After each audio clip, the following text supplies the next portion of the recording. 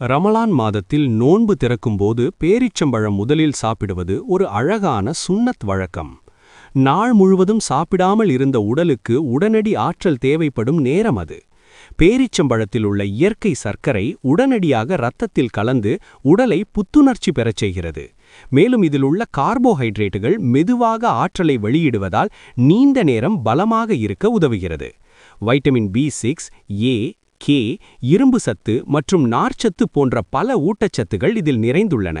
இது உடலுக்கு தேவையான சக்தியையும் ஆரோக்கியத்தையும் தருகிறது. பேரிச்சம்பழத்தில் உள்ள பொட்டாசியம் உடலில் நீர்ச்சத்தை சமநிலைப்படுத்த உதவுகிறது. அதனால் தண்ணீருடன் சேர்த்து நோன்பு திறப்பது மிகச்சிறந்தது. மேலும் முதலில் பேரிச்சம்பழம் சாப்பிடுவதால் வயிறு மெதுவாக உணவை ஏற்றுக்கொண்டு அதிகமாக சாப்பிடும் பழக்கம் குறைகிறது.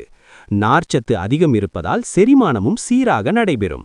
இதனால் மலச்சிக்கல், வயிறு உப்புசம் போன்ற பிரச்சனைகளும் குறைகின்றன. பேரிச்சம்பழம் பிடிக்காதவர்கள் பால், தயிர், பருப்பு சேர்த்து ஸ்மூதி செய்து குடிக்கலாம். மொத்தத்தில் பேரிச்சம்பழம் என்பது நோன்பு திறக்கும் நேரத்தில் உடலுக்கும் ஆரோக்கியத்திற்கும் ஆன்மீக வாழ்க்கைக்கும் சிறந்த உணவாகும்.